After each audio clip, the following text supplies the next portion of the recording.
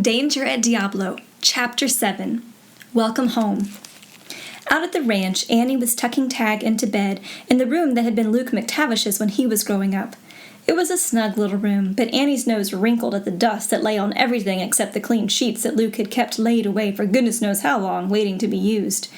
She thought about the house cleaning she would start tomorrow. Why, some of this dust must be older than Tag himself. But that was a man's way of housekeeping. Tag's sleepy eyes lingered on the various trophies hung around the room. They must have been there, most of them, since Luke was Tag's own age. Here was an old coyote skin nailed to the boards, dry and dusty.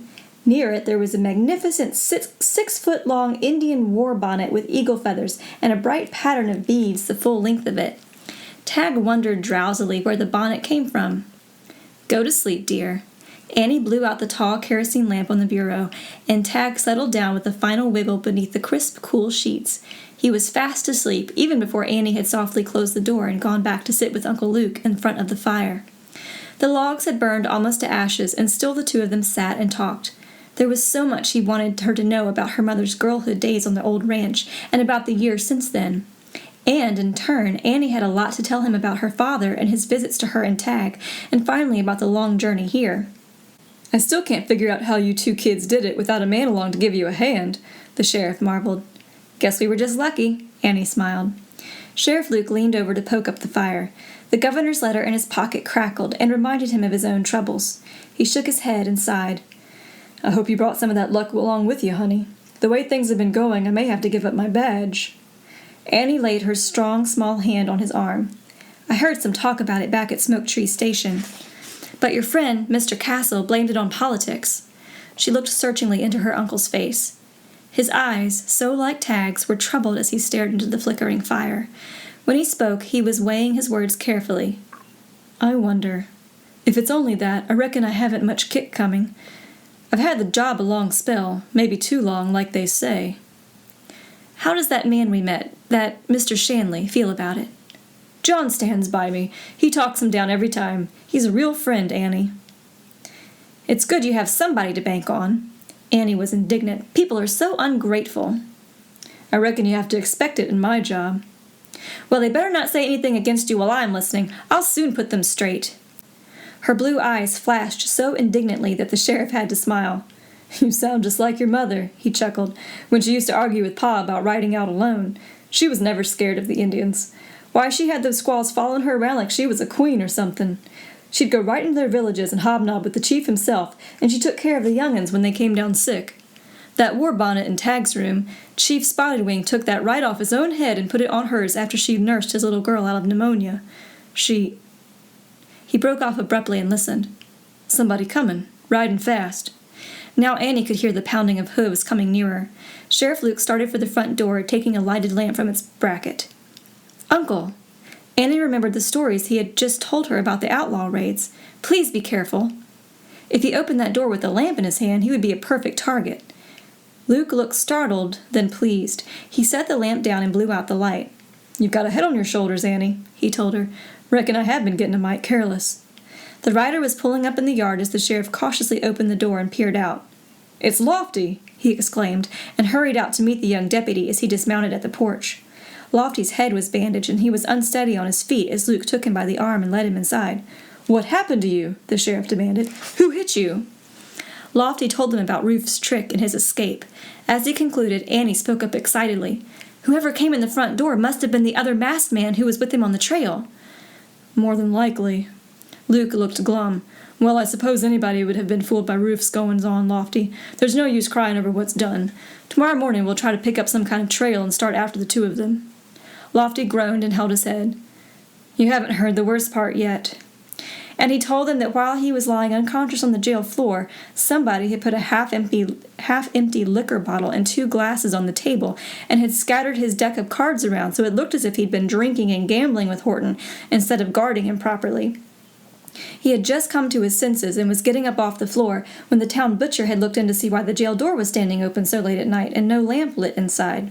Before Lofty had told half his story to the butcher, the room was swarming with men, most of them from the cafe across the street. And from the way they talked, Lofty knew that most of them were sure he was lying to save his own skin. A few of the men had taken the prisoner's escape as a joke on the deputy, but others had been angry and openly accused him of conniving to let the outlaw get away.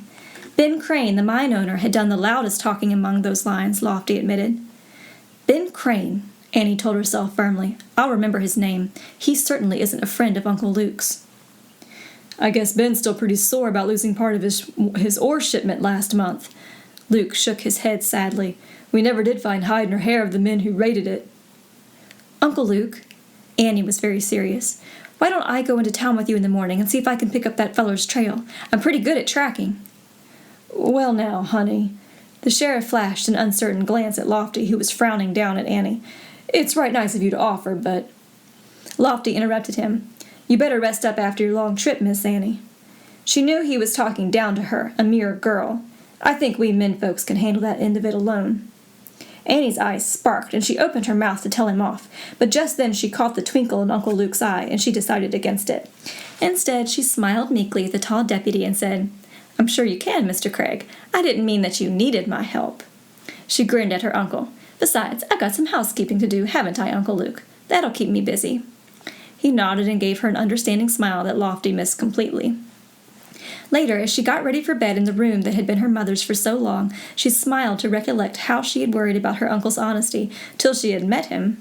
Then she had suspected his deputy might be tied up with the outlaws. Well, thank goodness she'd been wrong about both of them. Lofty was a big, friendly fellow, just the kind to be fooled by a mean customer like Rufe Horton. But now she had another name in her mind, Ben Crane. She thought sleepily, I wonder if Crane wants to give the sheriff job to some friend of his. Maybe that's why he's so angry with Uncle Luke. I think I'll ask that nice Mr. Shanley what he thinks about it next time I see him. Even as Annie was turning out the lamp in her ranch bedroom, that nice Mr. Shanley was admitting a visitor at the side door of his mansion in Diablo. The two men moved to the dark hall to Shanley's elegantly furnished library. It wasn't the first time Dude Rango had reported to his boss in the middle of the night. He usually came to bring news of a successful hold-up carried out, or to collect for an earlier one. This time, John Shanley had sent word to him by Rube Horton. Shanley closed the library door firmly. The two house servants had retired several hours ago, but there was always a chance that they might hear voices and come downstairs to listen. He didn't intend to pay blackmail. The sharp-featured young outlaw was better dressed than the Horton twins. He had earned his nickname of Dude because of his fondness for fine silk shirts and $100 riding boots. He was slim and wiry, with the smooth, graceful movements of a mountain lion, and he was just as treacherous. While the Hortons were out-and-out roughnecks and addicted to gun-waving and loud talk, Dude Rango was quiet and soft-spoken most of the time.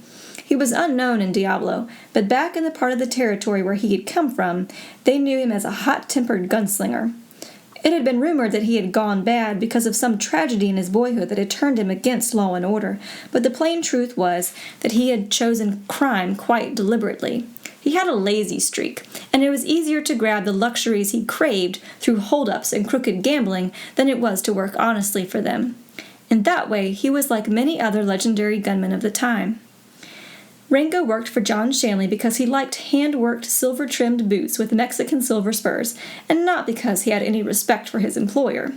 He swung the boots up onto the polished mahogany desk and leaned back in the expensive leather chair. "What's bothering you now?" he asked lazily. Shanley scowled at the boots on his desk.